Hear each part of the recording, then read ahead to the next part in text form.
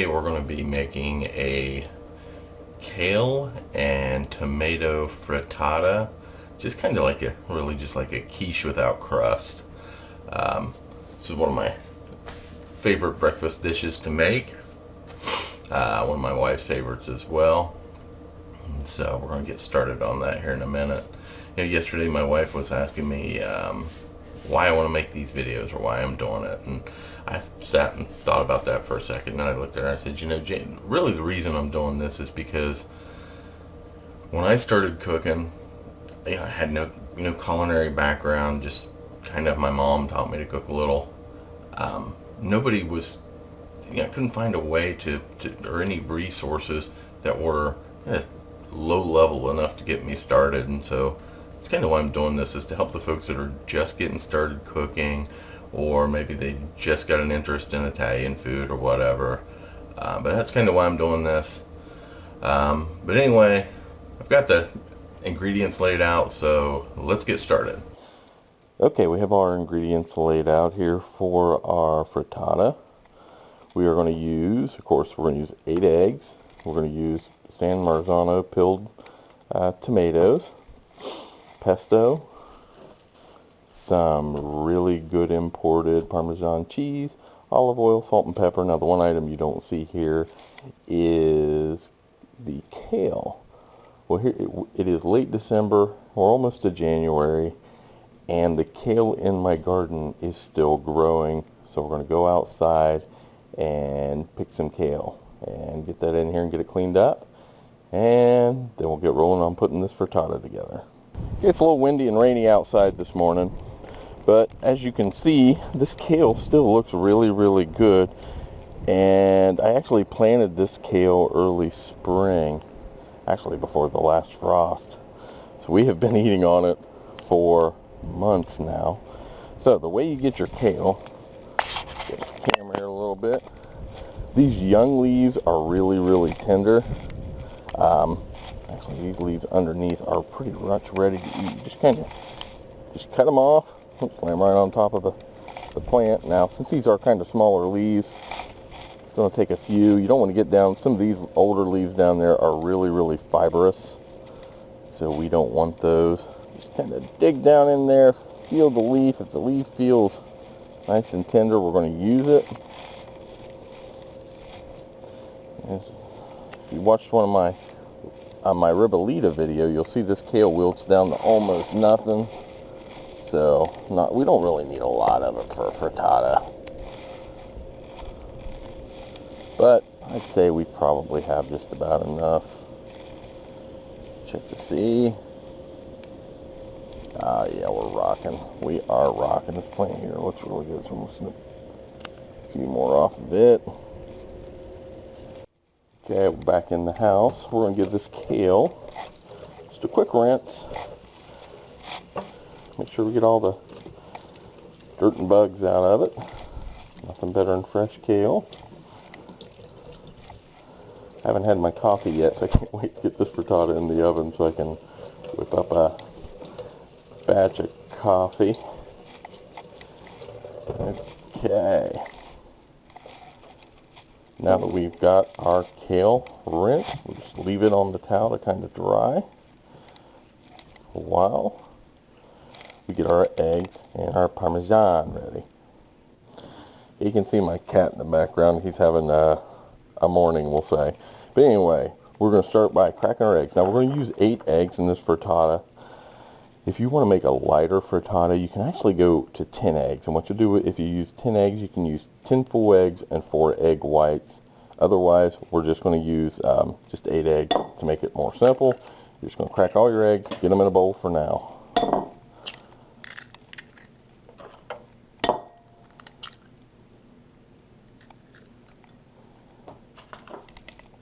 Okay, got our eggs ready.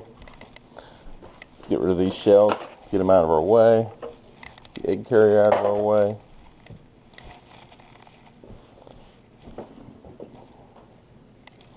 Okay, so we have our eggs in a bowl. Next, we're going to go ahead and we're going to shred some Parmesan. Okay, I've got our Parmesan out. Now, if you're going to use Parmesan, get the good stuff. This is, Parmesan, I have to say, is one of my favorite seasonings. You can call it seasoning, you can call it an ingredient. Italians use it both ways, you know, whether it's in a recipe as like the cheese ingredient or one of the cheeses, or sprinkled on top like you would salt or pepper. So what we're going to do is we are going to grate right around 1/3 of a cup of Parmesan. Now this is a nice dry kind of brittle Parmesan because we're making it into a frittata. A couple big pieces here and there aren't going to hurt anything. Again, you aren't going to see me measure because, you know, it's got to go with what your gut tells you.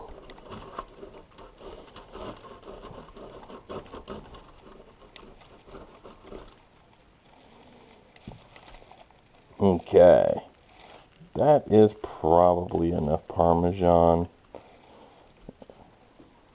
Maybe a little more. I love Parmesan cheese.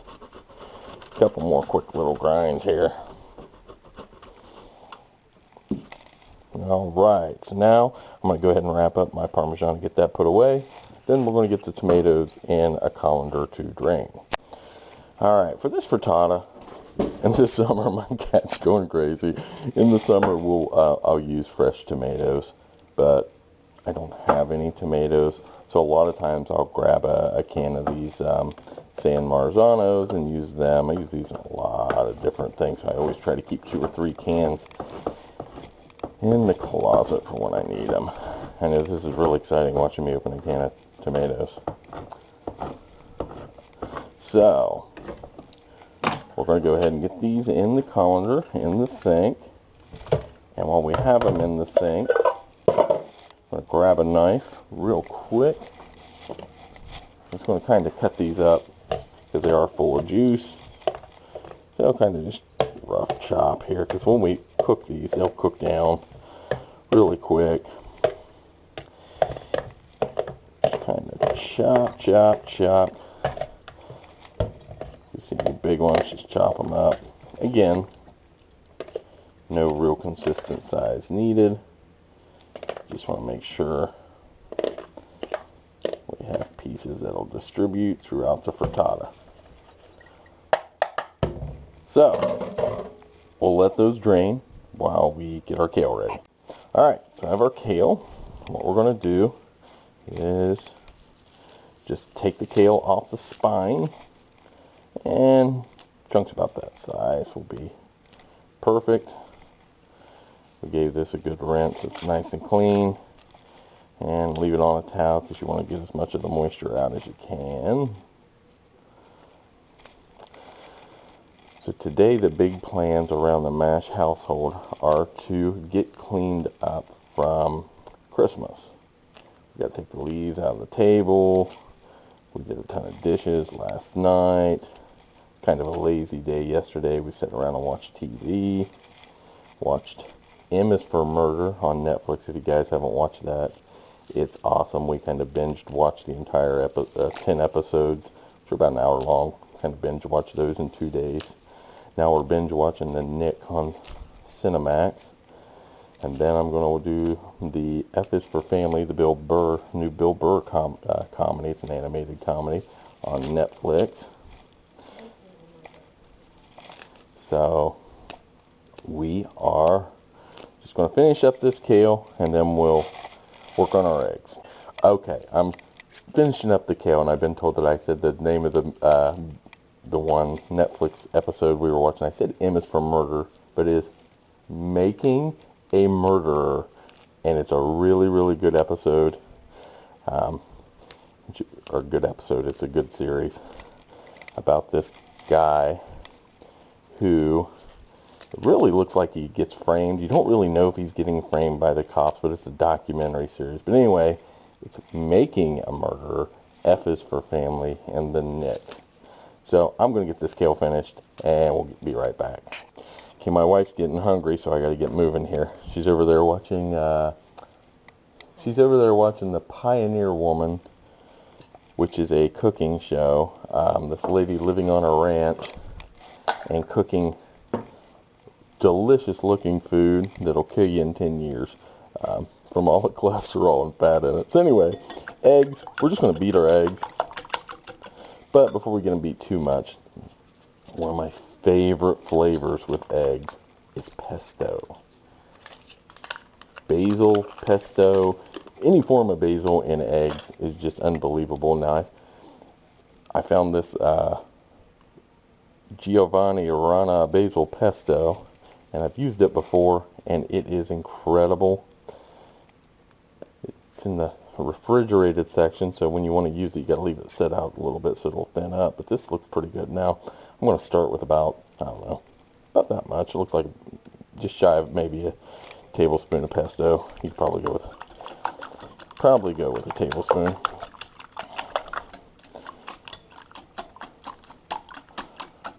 All right, that looks really, really, really good. So what I got, before I put the cheese in, I'm going to go ahead and add salt and pepper. Just got over here. Put them over by the stove because they add a little bit to the tomatoes when I cook them. So salt, pepper. On my list of new things to buy is a new pepper grinder. I think the teeth in this pepper grinder are starting to wear down, so you have to grind to get just a little bit of pepper. So beat all that together. And add just a little bit more pesto because we love pesto in this house. Get that all together, and then our cheese that we ground up earlier goes right into our eggs. And mix all that together. Make sure that we got our cheese evenly distributed through our eggs.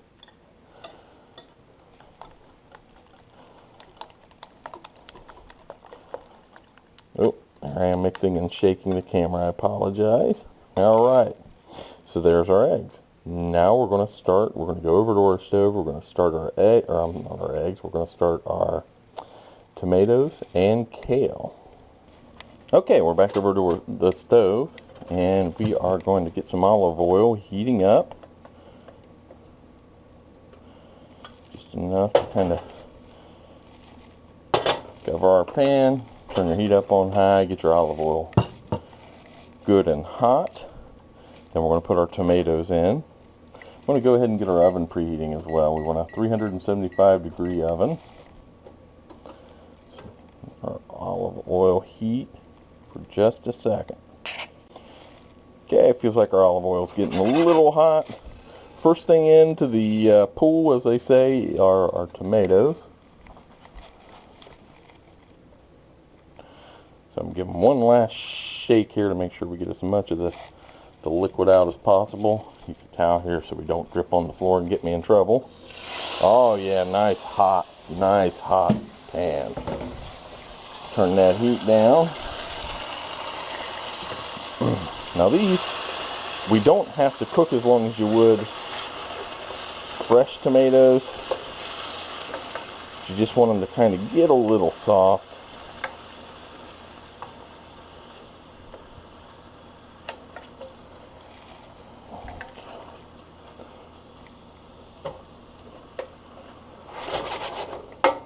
I'm going to add a little bit, just a little bit of salt and pepper. Since we got salt and pepper in our eggs, we won't want to put too much here.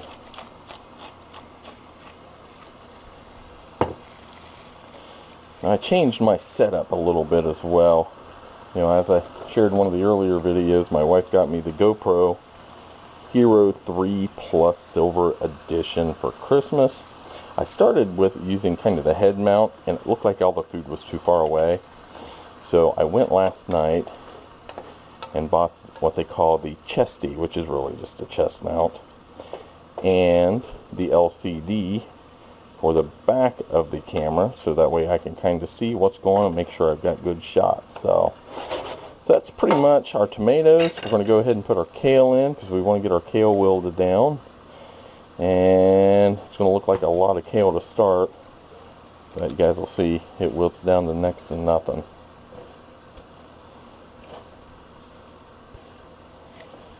I like a good chunky frittata. So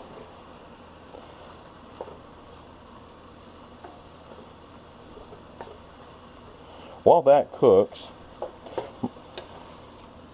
I'm going to get a pan ready for the frittata. Now, I use Calphalon tri-ply pans, and they're not non-stick.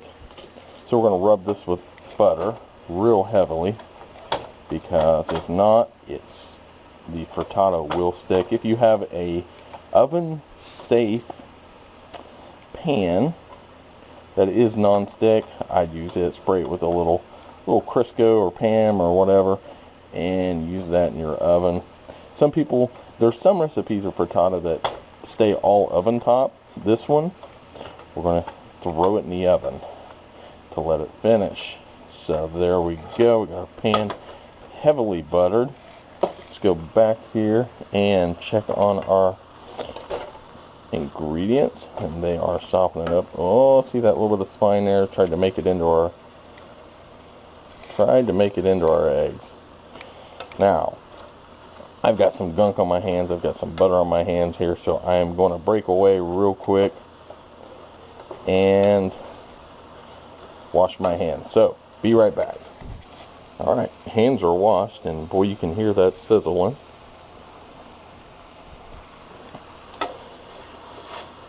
Just want to get the kale softened up. You don't want a crunchy kale in your egg. I am flinging it on the stove, which is fine because we've got more than enough kale in here. That one's going back in the boat.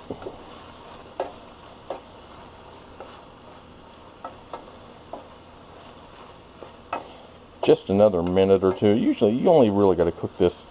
The eggs, the tomatoes, if you're using fresh tomatoes, you're going to want to cook those for 5 or so minutes.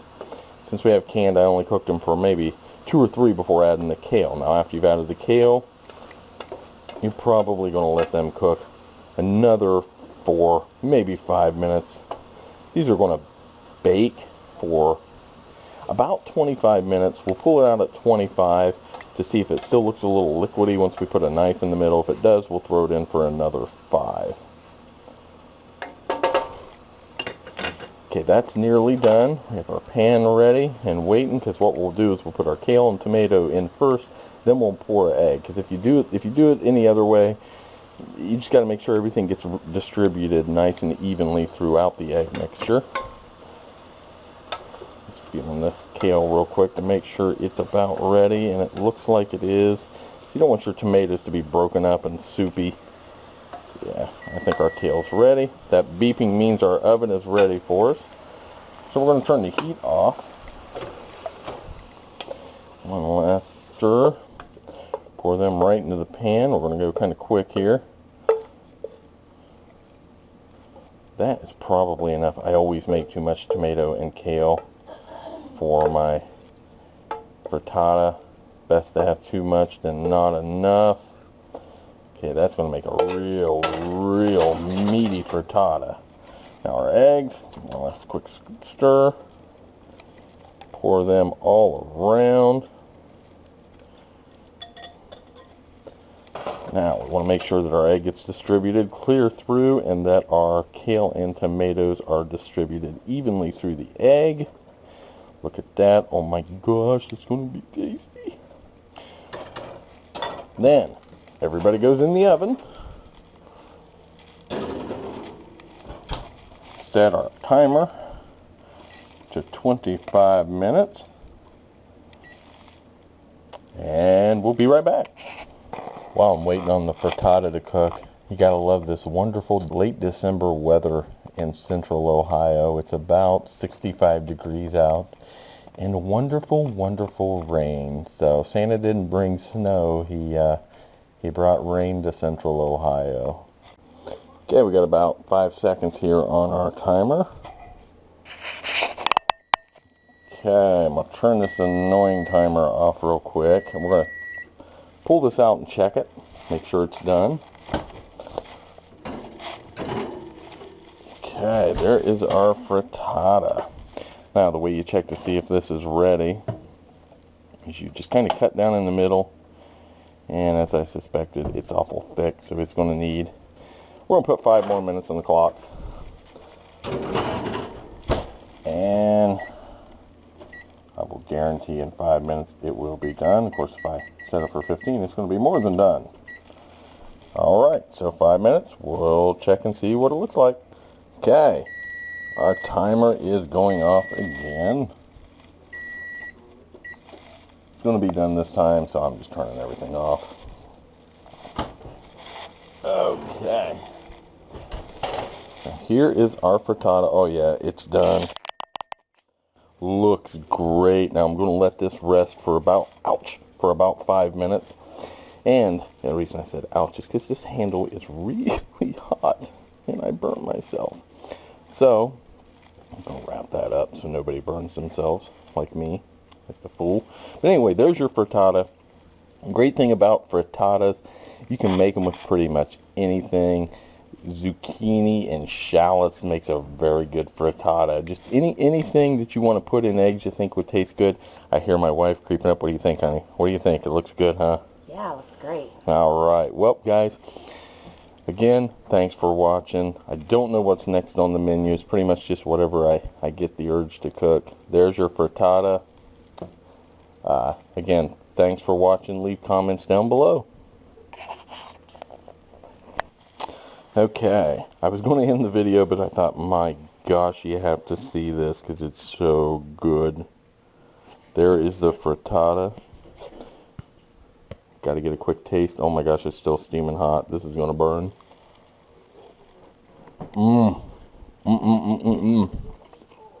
Perfect amount of basil. Enough, just the right amount of salt. As you can see, our vegetables nice and distributed throughout it. So, turned out great. Again, you can make frittata with pretty much anything. So, again, thanks for watching. We'll see you next time on POV Italian. Thanks for watching POV Italian. To stay informed of future episodes, just click the subscribe button in the lower left-hand corner of your screen. Yeah, if you have any comments or you want to learn how to prepare a particular Italian dish, put that down in the comments below. I'll read all the comments. Don't forget to follow us on social media. If you look on Instagram at instagram.com/povitalian, on Twitter at twitter.com/povitalian, and on Facebook at facebook.com/povitalian. If you'd like to contact me by email, you can contact me at povitalian@gmail.com. Thanks for watching, and we'll see you later. Ciao!